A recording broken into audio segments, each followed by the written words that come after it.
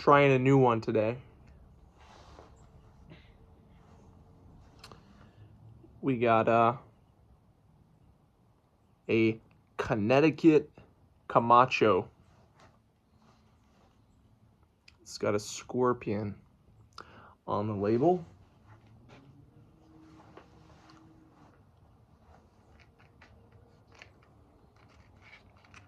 I cooked the end a little, but I haven't actually lit the cigar.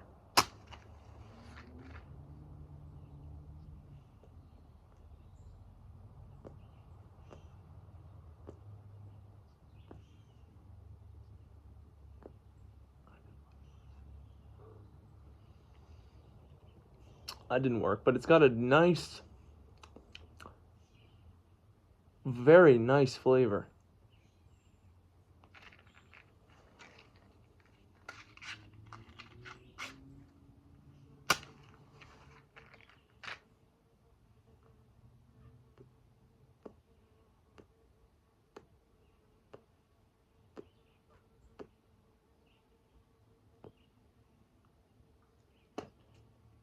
I think that caught.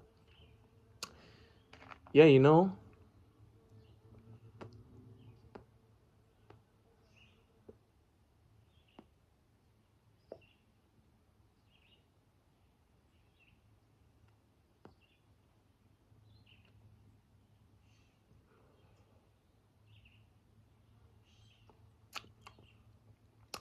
that is very enjoyable. Very soft, smooth. Definitely a lighter leaf. Totally different smell. It actually reminds me of the cigar lounge where I bought my first cigars.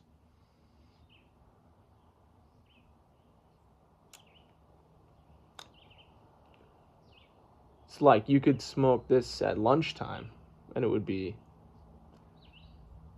nice.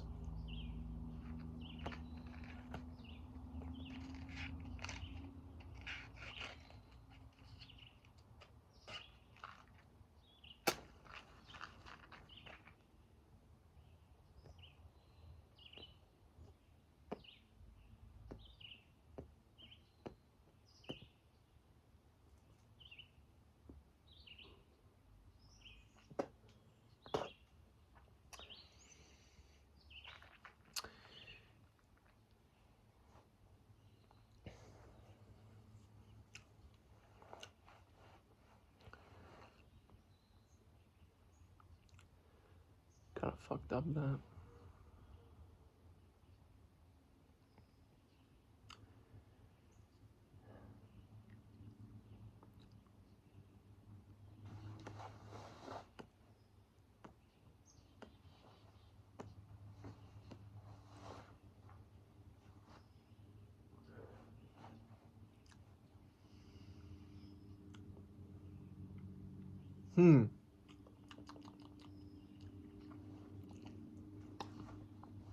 It's got kind of like a pudding aftertaste.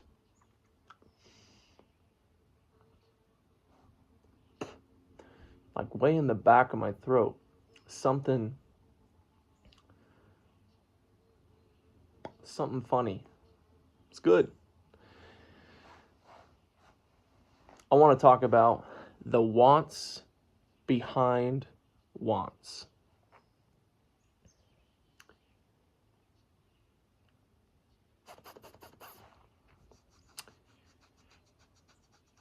You might think that you want to start a business because your current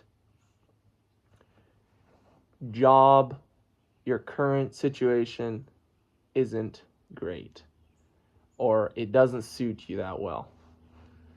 And it's easy to become fixated on what isn't right about your current situation. And maybe you see business as a way out, as an escape. I think If you really had someone question you, though, and if you take the time to question yourself, make yourself sit down and write this out, the stuff you want isn't actually the business. This has been my experience. There are aspects of being a business owner that seem attractive to you, and maybe you convince yourself that you could be a success, so you become fixated on that as a solution. And I'm not really playing, this is not meant to be devil's advocate type content. I'm not discouraging entrepreneurship. I am encouraging being yourself, being honest with yourself, because this is what I've had to do. And it's been good for me. It's been productive. It's been peaceful. The goal is,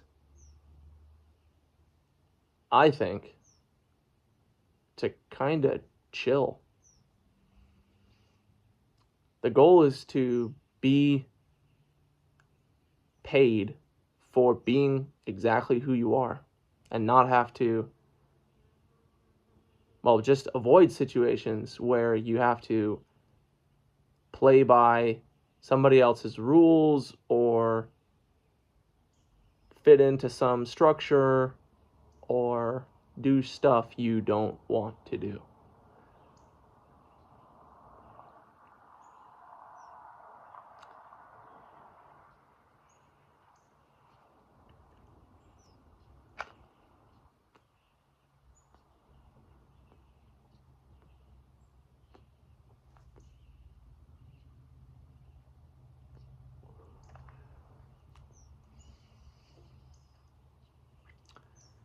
Kind of like a citrusy flavor.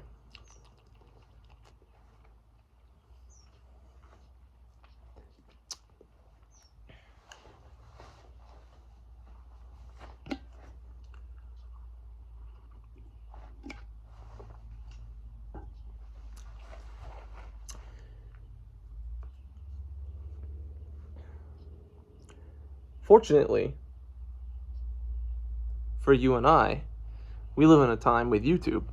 So I don't know what's going to happen. But I heard a great analogy that I want to share with you. YouTube is your library. And you might say, okay, I can follow that. But hear me out. Would you go to a library if you knew, or if you heard that there were only 2 books available? No, you wouldn't. You maybe you would. Maybe the books are just ultra famous books. Maybe they're that good. But in general, no, you wouldn't. You go to the library to browse, to learn, to research. So who is going to show up to your YouTube channel with 1 video or 10 videos? We need to put in the reps. We need to expand our library, our collection. And in doing so, lots of this stuff that we don't need falls away. Okay? I used to make fitness content, and I used to run a membership where I taught people about handstands and flexibility. Had some people paying me a little bit, and I thought it was cool at the time. It worked out for a little while. But it kind of fizzled out too. I lost interest in being a coach. I think because I at the time put myself in a box and I didn't let myself branch out, or didn't trust myself, my intuition at all. Okay? I work in construction, excavation, and I run heavy equipment. I also work on a farm, and I'm a husband and a father, and I like to mountain bike, but you don't see that in these videos. This is the most straightforward, simple, do-it approach that you can possibly have. Stop everything, formulate nothing, be boring. Talk about what's on your mind.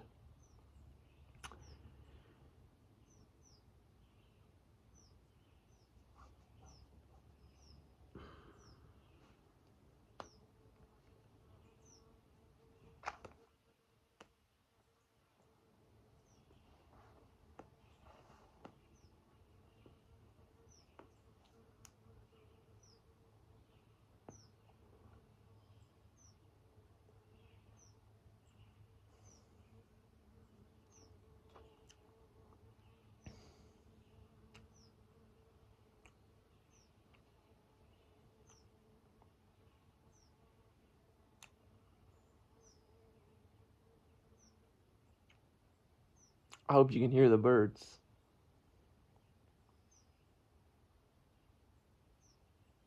It's a super overcast day, but the birds are chirping.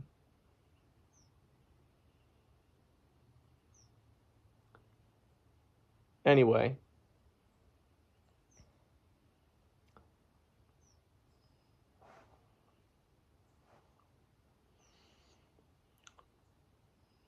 my library is under construction, but it's growing every week.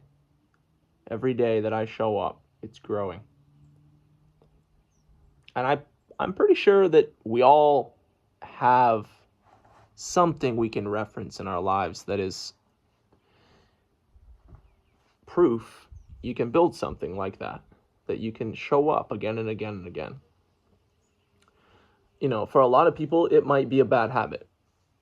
Maybe it's drinking, maybe it's smoking weed, maybe it's, I don't know,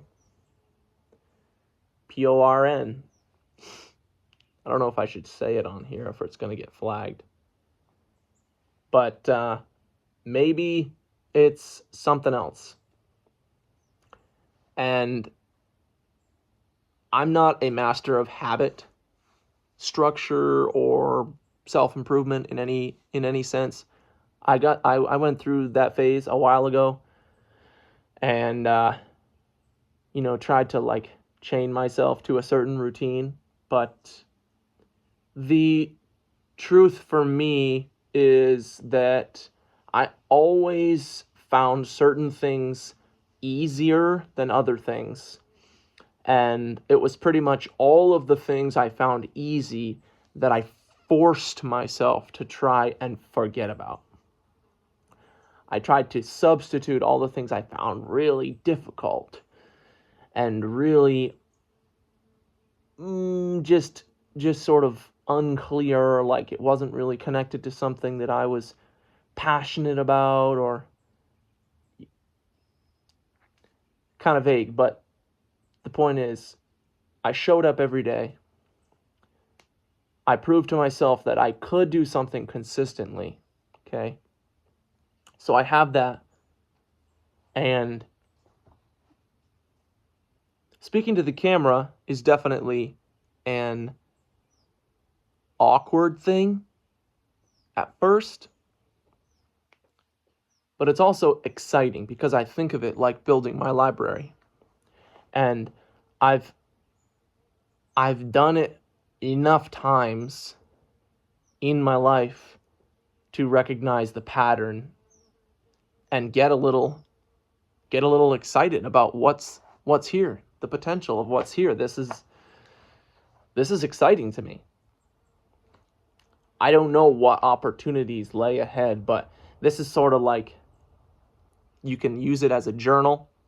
You can use it as a stop and reset, a reframe, a check-in.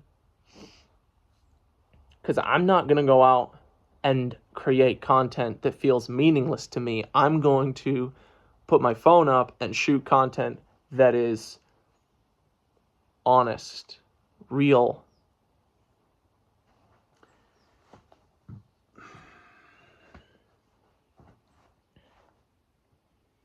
And I'm not going to show everything I do.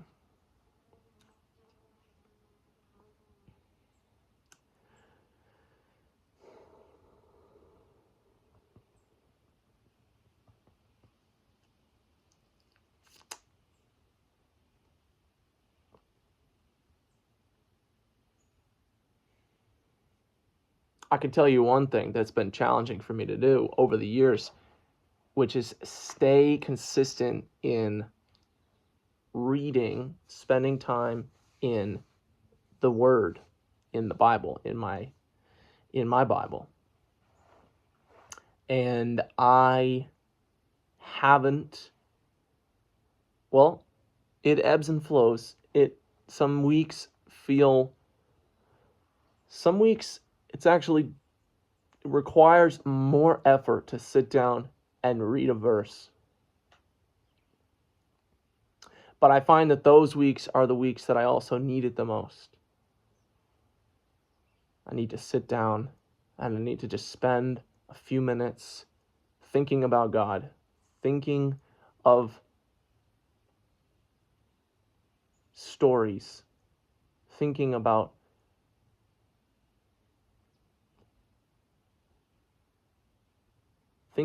God using my life for His good, His ultimate work.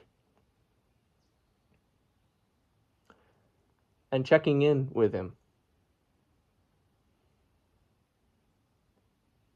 Praying for steadiness, patience, and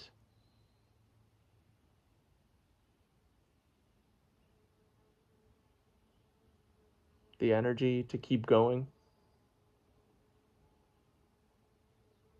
And reminding yourself that the work you do, the actions you take, the things you say, the people you meet, that it's all to glorify God. It's all in His plan. It's all in His good work.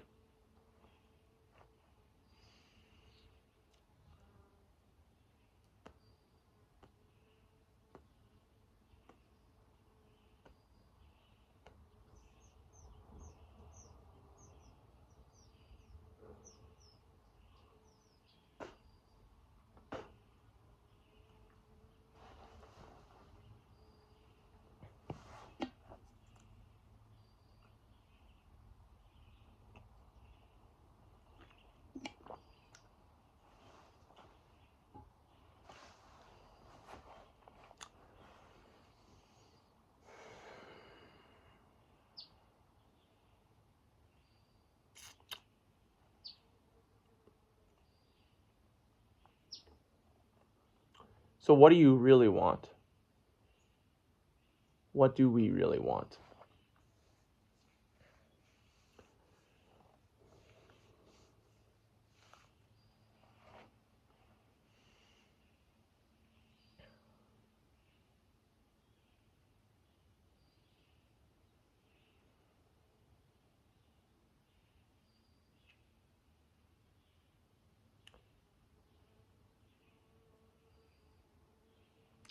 I think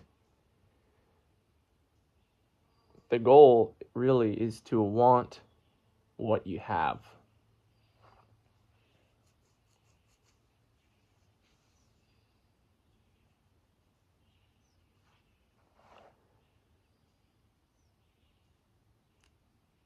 to be at peace within yourself.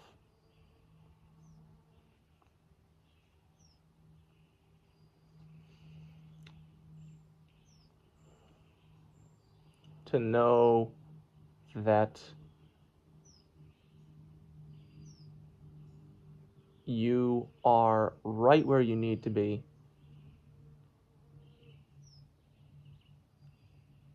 that God's work is good, and that He knows you intimately. He knows your heart, your thoughts, and what it is that will ultimately fill you.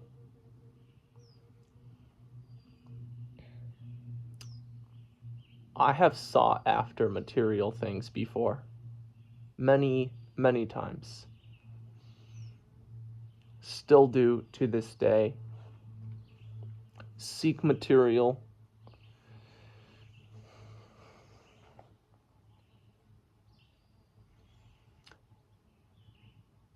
But standing here now, I'm reminded that the material isn't, while all of the material in the world wouldn't equal the peace I feel right now.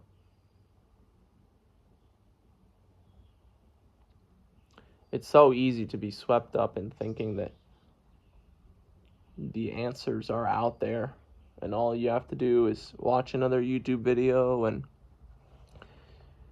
talk to somebody else, do more work for longer hours, and that the answer is going to be served to you with all of your efforts.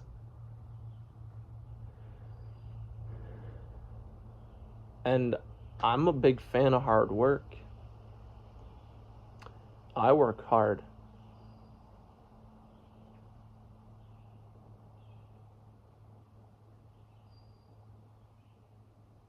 I've worked hard for a long time. My whole family has worked hard for a long time. I know a lot of men my age who've worked hard for a long time.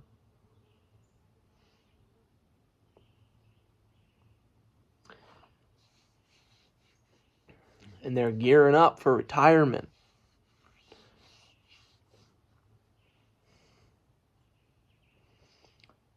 There's wisdom in that for sure.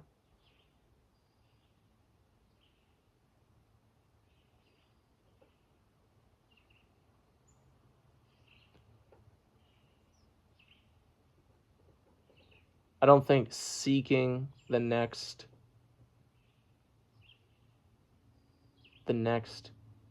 quick fix, though, is going to get you very far. And a business might be the next quick fix, if you view it that way. Lately, I've been saying to myself that I want to make the grass greener around me. That right here is good. That right where my feet are is good. I can do a good job doing whatever it is I'm doing. Being present with my family, being helpful to a neighbor, taking care of myself, being patient, resting when it's time to rest.